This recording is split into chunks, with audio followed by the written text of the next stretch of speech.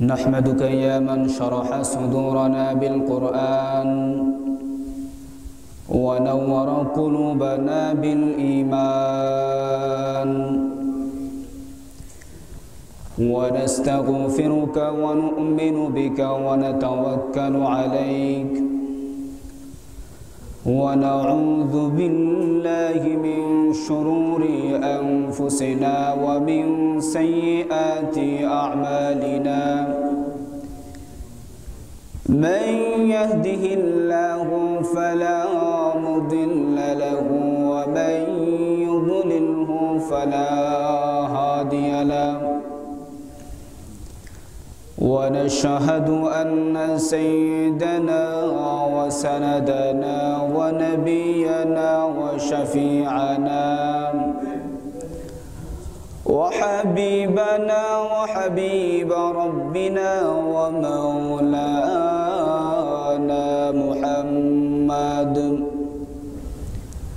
محمدا عبده ورسوله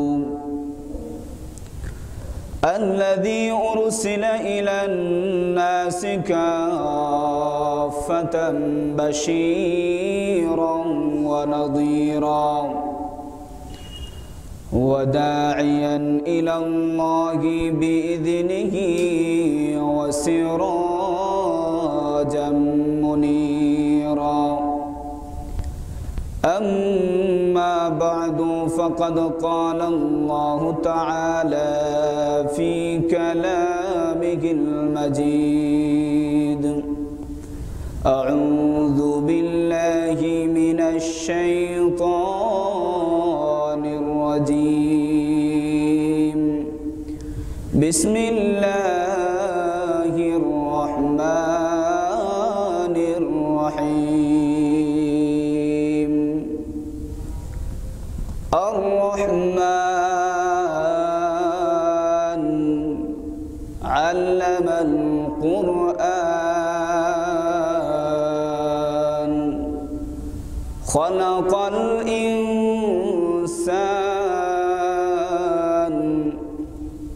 علمه البيان.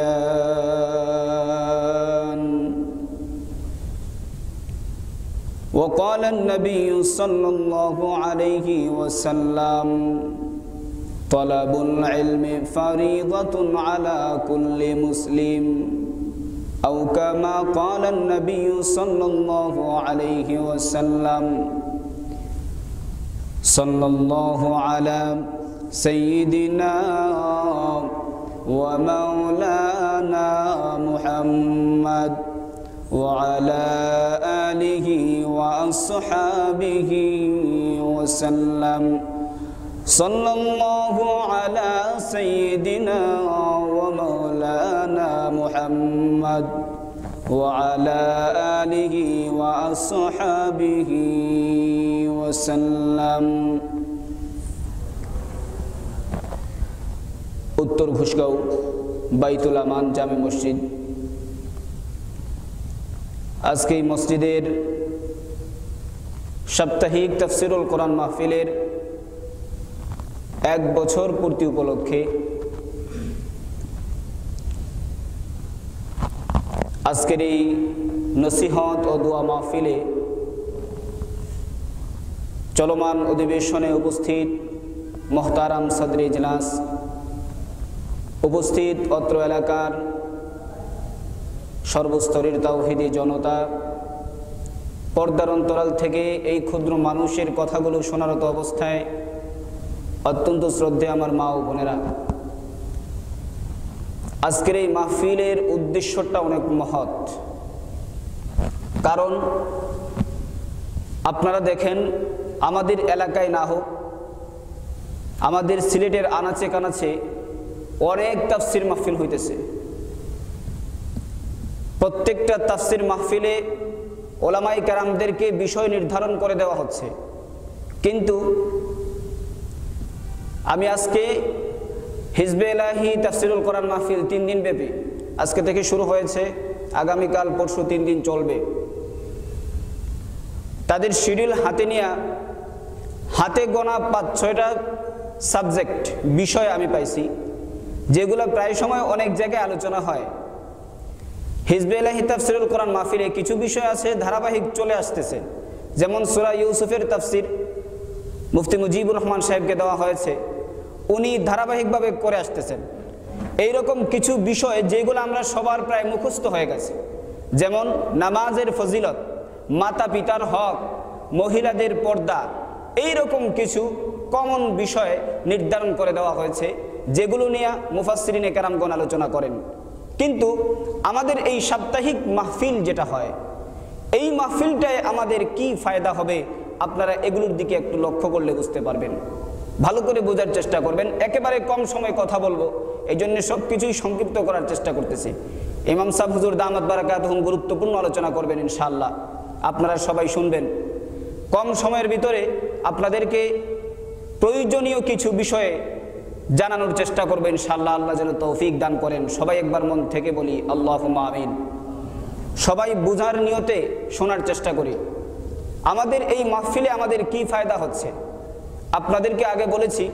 Common বিষয় নিয়ে পৃথিবীর আনাচে কানাচে তাফসিরুল কোরআন মাহফিল হইতেছে, কিন্তু আমরা সাপ্তাহিক যে তাফসিরুল কোরআন মাহফিল আমাদের এই মসজিদে আমরা শুরু করেছি, এটা কিন্তু কোনো কমন বিষয় নিয়ে না, একেবারে কোরআনুল কারীমের শুরু থেকে নিয়ে শেষ পর্যন্ত ধারাবাহিকভাবে ইনশাআল্লাহ যদি আল্লাহ তৌফিক দান করেন তো ইমাম সাহেব হুজুর তাফসির করে যাবেন। এতে ফায়দা কি হবে? আপনি অনেক জিনিস জানেন না, এই জিনিসটা কমপক্ষে আপনি জানেন। এমন কোনো প্রবলেম নাই যেই প্রবলেম সলভ করার সলিউশন কোরআনুল কারীমের মধ্যে নাই। এমন কোনো সমস্যা এখনো পৃথিবীর জমিনে জন্ম নেয় নাই আর নিবেও না ইনশাআল্লাহ, যার সমাধান পবিত্র কোরআনুল কারীমের মধ্যে নাই। এটা আমরা সবাই জানি এবং বিশ্বাসও করি, কিন্তু সব সমাধান তো আমরা পাই না। কেন পাই না? আমরা নিজে খুঁজি না, যে খুঁজে বের করে তার কাছে যাইও না। আমাদের অলসতার কারণে আমরা উলামায়ে কেরামদের কাছে যাই না। যদি তাফসিরুল কোরআন মাহফিলে যদি বোঝার নিয়তে যাই, কোনো সময় গিয়া ভাই কমন বিষয় নিয়ে মুফাসসির আলোচনা করতেছেন, তো আপনার যে বিষয় মনের মধ্যে উদয় হয়েছে সেই বিষয় আপনি পাইলেন না। এই জন্য আপনার এই ভিতরে যে খটকা আসে, এই খটকার সমাধান সহজে আসে না। আর পরে যে তাফসিরের পরে হুজুরের কাছে যাবেন, আপনার নিজের পার্সোনাল প্রবলেম গিয়ে আপনি ওনার কাছে ব্যক্ত করবেন, ওনার কাছ থেকে জানবেন, এই সময়টা আপনাদের নাই। এই জন্যে সপ্তাহে একদিন শুক্রবার আমাদের এই মসজিদে তাফসিরুল কোরআনের আয়োজন করা হয়েছে। এখানে আপনারা ধারাবাহিক পাবেন। এখন যদি আপনি ধারাবাহিক এই আলোচনাটা শুনতে থাকেন, এক সময় না এক সময় আপনার মনের যেই গোপন প্রশ্নটা আছে, এই প্রশ্নের জবাব আপনি তাফসিরুল কোরআনের মধ্যে পেয়ে যাবেন। যেমন এই তো হুজুর আলোচনা করতেছেন, আপনারা অনেক বিষয় নিয়ে চিন্তিত, যেমন বিবাহের সময় মোহর নির্ধারণ করা, এটার আদনা মেকদার কতটুকু, একেবারে নিম্নমানের কতটুকু পর্যন্ত মোহর নির্ধারণ করা যায়, এরপরে মোহর একবারে যদি নির্ধারণ না করে এই বিবাহ সম্পাদন করা হয়, এই বিবাহ হবে কিনা, এইরকম মাসআলা নিয়ে কোনো তাফসিরুল কোরআন মাহফিলে আলোচনা শুনছেন? আমি শুনি নাই। কোনো সময় অ্যাক্সিডেন্টলি হয়তো তালাকের মাসআলা সম্পর্কে আলোচনা হতে পারে, দুই এক জায়গায় শুনেছি, তাও স্কিপ দেওয়া হয়েছে হুজুরের কাছে যে এই মাসআলাটা আপনি একটু হল করে দিয়ে যাবেন, সমাধান দিয়ে যাবেন, তখন তিনি তালাক নিয়ে আলোচনা করেছেন। এছাড়া অন্য কোনো জায়গায় যে এই বিষয়টাই এটা নির্ধারণ করে দেওয়া হয়েছে আর এই বিষয়ের উপর আলোচনা করেছেন, এরকম আমার জানা নাই। আপনি দেখেন কত কঠিন একটা মাসআলা, যদি আপনি এটা জানেন না, কোনো ভুল করেন, বিবাহের মধ্যে যদি একটু ভুল হয়, আপনার সারা জীবন জেনার মধ্যে কাটবে, আপনি নিজেই বলতে পারবেন না। আপনি জানবেনই না যে আপনার বিবাহ শুদ্ধ হয় নাই, সারা জীবন আপনি গুনার কাজ করবেন। কিয়ামতের কঠিন ময়দানে যাওয়ার পরে আপনার চক্ষু খুলবে, তখন আফসোস করবেন, তখন আফসোস করে আর কোনো কাজ আসবে না। এই জন্যে আপনি এইগুলা জানতে হবে। আমরা অনেকে এইগুলার মাধ্যমে লজ্জাবোধ করি, এইগুলার মধ্যে লজ্জাবোধ করি। হুজুরের কাছে গিয়ে এই বিষয়ে বলবো কি, পার্সোনাল ব্যাপার। অন্য যে বিষয়, আপনি গান গাচ্ছেন 16ই ডিসেম্বর, আপনি গান গাচ্ছেন এত মানুষের সামনে, এটা তো কবিরা গুনাহ, এটা তো কবিরা গুনাহ। হুজুরের কাছে গিয়ে মাসআলা জিজ্ঞাসা করবে, এটা তো কবিরা গুনাহ না, এটা সওয়াবের কাজ, এটার মধ্যে লজ্জা করে। কিন্তু আমরা অশ্লীলতা, বেহায়াপনার যত কাজ আছে সব কাজগুলো আমরা মানুষকে দেখায়া করি, এই সময় লজ্জা হয় না। আমার কথাই কেউ মাইন্ড করবেন না, সত্য কথা একটু তিতে হয়, এই জন্যে বোঝার চেষ্টা করবেন। এই বিষয়গুলো আমরা উলামায়ে কেরামদের কাছ থেকে চেয়ে নিতে হবে। হুজুর, আমি এই সমস্যাটার সমাধান চাই, আমাকে একটু সমস্যার সমাধানটা দেন। আপনারা ইমাম সাহেবের কাছে আসতে হবে। যে সময় ইমাম সাহেব তাফসির করবেন, যদি কোনো জায়গায় তাফসিরে আপনার বুঝে না আসে, সঙ্গে সঙ্গে না হোক কিছুক্ষণ পরে হুজুরের কাছে যাবেন। এই জন্যই তো মহল্লার মসজিদের ইমাম সাহেবকে দিয়ে তাফসির করানো। অন্য কোনো হুজুরের কাছ থেকে যদি আমরা তাফসির শুনতাম, আমরা হয়তো হুজুরকে শ্রদ্ধা করে হলেও আমরা হুজুরের কাছে যাইতাম না যে হুজুরকে কষ্ট কিভাবে দেব। কিন্তু ইনি হলেন আপনাদের মহল্লার মসজিদের ইমাম সাহেব, ওনাকে আমরা বন্ধু স্বরূপ রেখেছি। যে কোনো প্রশ্ন ওনাকে আমরা ফ্রি মাইন্ড করতে পারি, এই জন্যই ওনাকে দিয়ে তাফসির করান। এখন যদি আপনারা এখানেই যদি লজ্জা পান, এখানেও যদি আপনারা দ্বিধাদ্বন্দ্বের মধ্যে থাকেন জরুরি মাসআলা নিয়ে, তাহলে তো এটা দুঃখের বিষয়। এই জন্যে তাফসিরুল কোরআন মাহফিল হইতেছে, এর চাইতে বেশি ফায়দা অন্য কোনো তাফসিরে হবে বলে আমার মনে হয় না। আমাদের এটা প্রয়োজন এখন বর্তমানে। আজকে এই মাহফিল করার মাধ্যমে আমি শুকরিয়া জানাচ্ছি। আজকে এই মাহফিলের উদ্যোগ নিয়েছেন, সামনে বসে আছেন জনাব নাজিম উদ্দিন সাহেব, আল্লাহ ওনাকে হায়াতে তৈয়বা দান করুন। মেহনত করেছেন আমাদেরকে, আমরা অনুমতির জন্য গিয়েছিলাম। আমার পাশে বসে আছেন সভাপতি সাহেব দামাত বারাকাতুহুম, আল্লাহ তাআলা ওনার হায়াতে বরকত দান করুন, আল্লাহ তাআলা যেন সুস্থ রাখেন। ওনাদের পরিশ্রমের কারণে আজকে আপনারা এই মাহফিল পাইতেছেন। আর এই মাহফিলের কারণে কতটা ফায়দা হইতেছে, এক ফায়দা আমি আপনাদেরকে দেখাইলাম। আরেকটা ফায়দা হলো, আজকে আমাদের এই এলান শোনার পরে অনেক মানুষ আমাদের মসজিদে আসবে, মাইকের আওয়াজ অনেক জায়গায় যাবে, কেউ জিজ্ঞাসা করবে কি হয়েছে এখানে। এখানে তো তাদের বিগত 1 বছর ধরে প্রতি সপ্তাহে একদিন তাফসিরুল কোরআন মাহফিল হয়। আজকে তাদের তাফসিরুল কোরআন মাহফিলের 1 বছর পুরা হয়েছে। এই জন্য তারা নসিহত ও দোয়া মাহফিলের আয়োজন করছে। রুহবত পাবে, উৎসাহ পাবে মানুষ।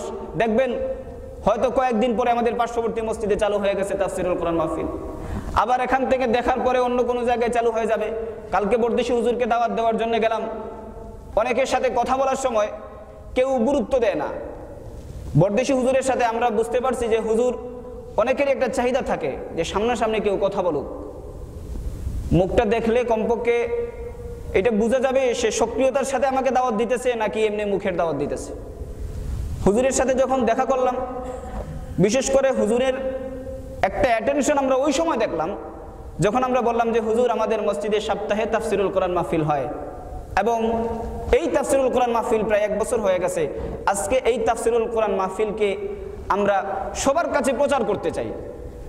কমপক্ষে যারা এখনো পর্যন্ত জানে না যে মসজিদে সপ্তাহে একদিন তাফসিরুল কোরআন হয়, আমাদের এই মাইকের আওয়াজে অন্তত সবাই জেনে যাবে যে আমাদের মাহফিলে, আমাদের মসজিদে একটা তাফসিরুল কোরআন মাহফিল হয়। হুজুর যেই সময় আমার এই কথাটা শুনছেন তখন আমার মনে হইলো হুজুর অনেকটা খুশি হয়েছেন। ঠিক আছে, এশার নামাজ ইনশাল্লাহ পড়বো আপনাদের এখানে গিয়ে। দেখেন হুজুরের কাছে একটা এশাত হয়েছে। আর আমি মনে করি হুজুরের কানে একটা কথা পৌঁছে দেওয়া মানে প্রত্যেক ওয়াজ মাহফিলের মাইকেই এই কথাটা পৌঁছে দেওয়ার সমান। এক সময় উদাহরণ দিতে গিয়ে আমাদের এই মাহফিলের কথাই উদ্ধৃতি দিয়ে অন্যদের কাছে কথা বলবেন, এটার মাধ্যমে অনেক প্রচার প্রসার হবে। এই জন্যে আমরা এই তাফসিরুল কোরআন মাহফিলের দিকে খেয়াল করতে হবে। নিজেদের অনেক ফায়দা, দুনিয়ারও ফায়দা, আখিরাতেরও ফায়দা। দুনিয়াতেও এই তাফসিরুল কোরআন মাহফিলে আপনাদের অনেক ফায়দা দিবে। আপনারা তো মনে করেন সায়েন্সের মাধ্যমে যেই নিয়মাবলী তৈরি হয়েছে, এই নিয়মগুলো মনে হয় আমরা যদি এই নিয়মগুলো যদি মেনে চলি তাহলে আমাদের পারিবারিক জীবন সুন্দর হয়ে যাবে।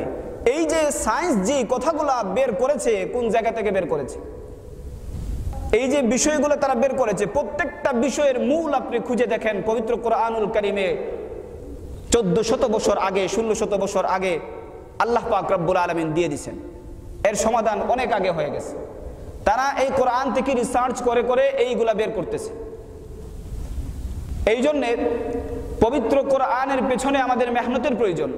এই পবিত্র কোরআন আপনি যদি শুধু রিডিং পড়েন, রিডিং পড়ার মধ্যেও একটা সওয়াব আছে, মনের মধ্যে একটা প্রশান্তি আসে। আর যদি আপনি কষ্ট করে এই কোরআনুল কারীমের তরজমা, এই কোরআনুল কারীমের তাফসীর আপনার বুঝে আসে, খোদার কসম করে বলি একদিনও আপনি কোরআন তিলাওয়াত ছাড়া বসতে পারবেন না, একদিনও পারবেন না। আমরা তো শুধু রিডিং তেলাওয়াত করি, কোরআনের অর্থ বুঝি না। দেখেন সৌদি আরবে আব্দুর রহমান আস-সুদাইস যেই সময় তারাবির নামাজে বা অন্য কোনো ফরজ নামাজে তেলাওয়াত করেন, ওনার চোখ দিয়ে ঝরঝর করে পানি ঝরে, মুসল্লিয়ানে কেরামদের চোখ দিয়ে ঝরঝর করে পানি ঝরে।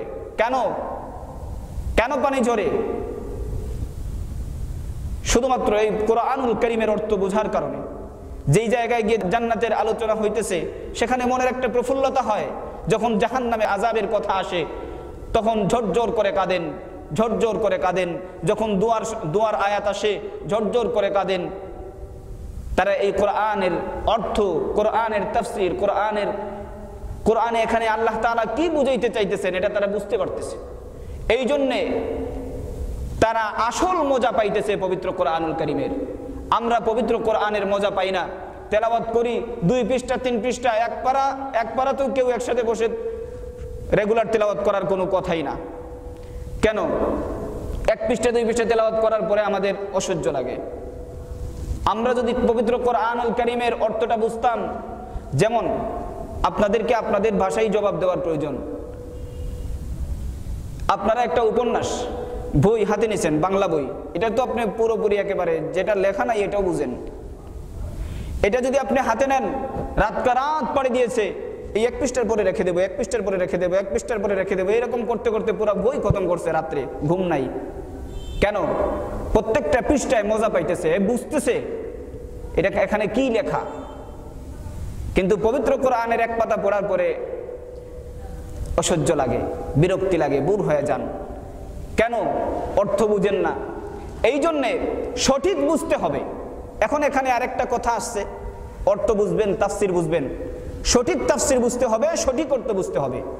এখন বর্তমানে বাংলাদেশ কেন পুরা বিশ্বে এমন কিছু আলেম, নামদারি মানুষ বের হয়েছে, নামদারি আলেম যারা ছদ্মবেশে আছে, লেবেল লাগায় আছে। এই গত কয়েকদিন পূর্বে আমাদের গোলাপগঞ্জের মানুষ, তার নাম সুফিয়ান বিন এনাম, যাই করুক, তার আমি একটা ভিডিও দেখছি ইউটিউবে, বাউলদের নিয়ে একটা কথা বলছে যে বাউল গানটা খারাপ, যে এটা বুঝাইতে চাইতেছে। এটা আপনাদেরকে বুঝাইলে আপনারা ভালো করে বুঝবেন। যত ধরনের মিউজিক গান আছে সব গানের চাইতে বাউল গান সবচাইতে বেশি ইমানের জন্য ক্ষতিকর। কেন ক্ষতিকর আপনারা প্রশ্ন করতে পারেন। এই বাউল গানের মধ্যে ইসলামিক কথা বেশি। যেমন তারা মা ফাতেমাকে নিয়ে গান বানায়, মুহাম্মদ সাল্লাল্লাহু আলাইহি ওয়াসাল্লামকে নিয়ে গান বানায় একতারা দুতারা ঢোল তবলা যা আছে সব দিয়ে তারা গান গায়। তারা মনে করে এই গানটা এক ভালো কাজ। অন্যান্য যে বাদ্যযন্ত্র আর গানটা যে খারাপ, অন্যান্য জায়গায় গেলে খারাপ বুঝে, এই জন্য কমপক্ষে মনের মধ্যে একটা অনুতপ্ত ভাব থাকে যে আমি গুনার কাজ করতেছি। কিন্তু বাউল গান যখন গায় সে মনে করতেছে ভালো কাজ করতেছি, এতে আর ভয়ের কি আছে, কোনোদিন তাওবা করবে না আর এই গুনার মাফও হবে না। এই জন্য ইমানের জন্য সবচেয়ে বেশি ক্ষতিকর এই সব গান, যেই গানের মধ্যে তারা মনে করে এই গান সওয়াবের কাজ, এই সকল গান সবচেয়ে বেশি ইমানের জন্য খতরনাক। আমার ভাইরা, এই জন্যে বাউল গানটা সবচেয়ে বেশি বিপজ্জনক আমাদের ইমানের জন্য। এটা নিয়ে প্রতিবাদ করেছিল তখন একজন আমাদের সিলেটের বাউলদের পরিচালক, উনি তার বিরুদ্ধে অনেক কড়া অ্যাকশন নিয়েছেন। উনি বলতেছেন থানায় কেস করবেন, সেই করবেন। তখন ফেসবুকে একটা তুমুল আলোড়ন সৃষ্টি হলো।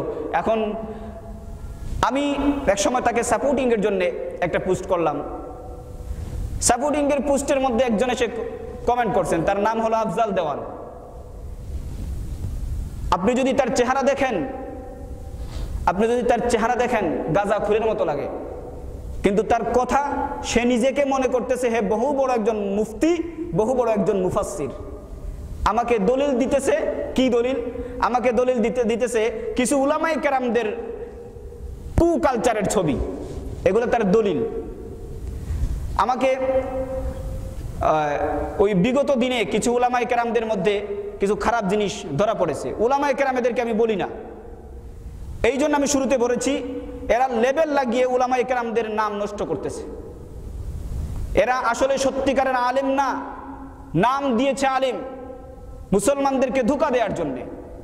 এইরকম কিছু মানুষ যারা খারাপ কাজ করেছে যেমন দেখেন এই কিছুদিন পূর্বে এক বক্তা, আপনারা হয়তো ফেসবুকে যারা দেখেছেন, এই টেবিলের উপরে জুতা নিয়ে হাফিজুর রহমানকে গালি দিয়েছে। এই যে বিষয়টা নিয়ে তুমুল ঝড় সৃষ্টি হয়েছে। দেখেন প্রত্যেক উলামায়ে কেরামের বিরুদ্ধে প্রতিবাদ করতেছে।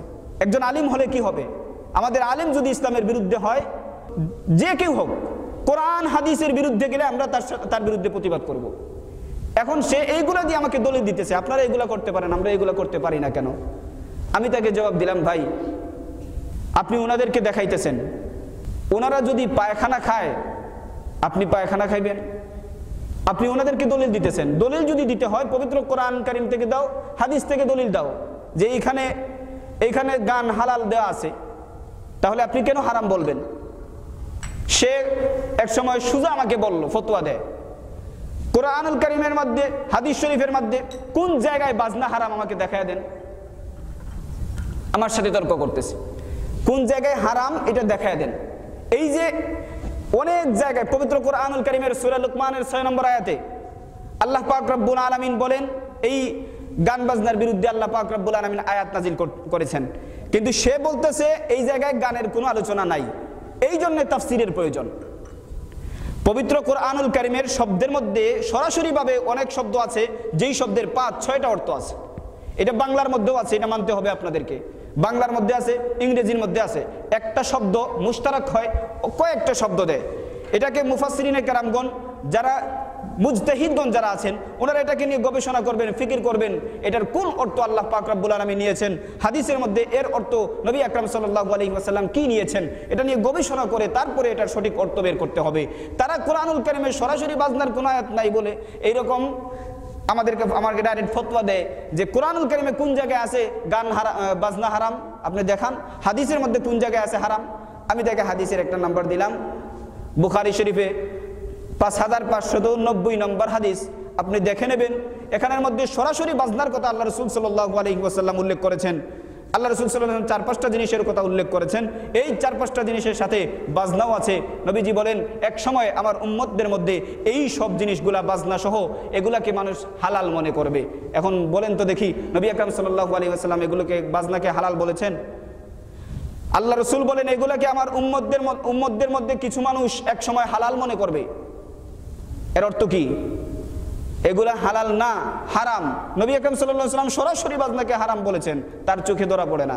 পবিত্র কোরআনুল কারীমের এই যে সূরা লুকমানের 6 নম্বর আয়াত, এই আয়াত থেকে, এই আয়াতে যে আল্লাহ পাক রব্বুল আলামিন গান বাজনাকে হারাম বলেছেন, এইটা জানতে হলে কোরআনের তাফসীর জানতে হবে। তাফসীরের মধ্যে গেলে আপনি দেখবেন শানে নজুল একটা বিষয় আছে। এই শানে নজুল যদি আপনি দেখেন, শানে নজুল অর্থাৎ কিসের জন্য এই আয়াত নাজিল হয়েছে, কোন উদ্দেশ্যে এই আয়াত নাজিল হয়েছে, এই বিষয়টা আপনি যদি বুঝেন, তাহলে সংক্ষেপে আপনি বুঝে যাবেন এই আয়াতটা দ্বারাই মহান আল্লাহ গান বাজনাকে হারাম ঘোষণা করেছেন। এখানের মধ্যে নজর ইবনে হারিস মক্কার একজন মুশরিক ছিল, অনেক বড় একজন মুশরিক। সে নবী আকরাম সাল্লাল্লাহু আলাইহি ওয়াসাল্লামের কাছে মুসলমানরা যায় তেলাওয়াত শোনার জন্য।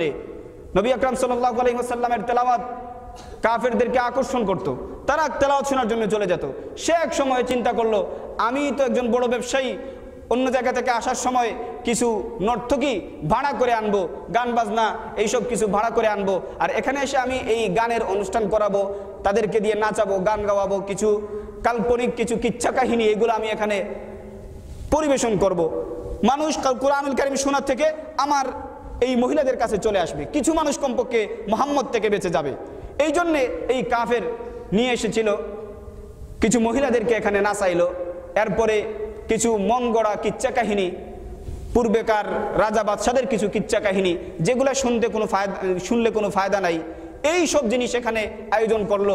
তখন তাকেই উদ্দেশ্য করে এখানে আল্লাহ পাক রব্বুল আলামিন এই আয়াত নাজিল করেছেন।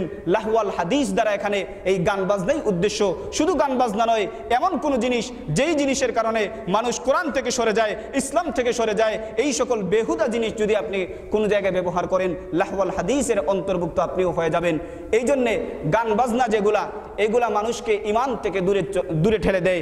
দেখেন আপনি, গান বাজনা এমন কোনো জায়গা আছে যেখানে আসর পর থেকে কনসার্ট শুরু হয়েছে, মাগরিবের সময় বিরতি দিচ্ছে, আছে এরকম? আসর পর থেকে কনসার্ট শুরু হয়েছে, অথবা মাগরিবের পর থেকে কনসার্ট শুরু হয়েছে, এশার নামাজের কোনো বিরতি দিচ্ছে কোনো সময় আছে? এই যে গান বাজনা আপনাকে নামাজ থেকে বিরত রাখলো, এটাই লাহওয়াল হাদিস।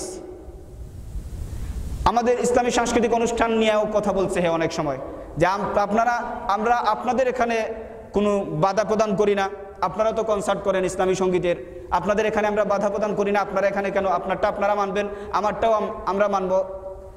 আমি বললাম ভাই, সব জায়গায় কিয়াস করার প্রয়োজন নাই। কিয়াস যদি সব জায়গায় করেন বিপদে পড়বেন। এক লোক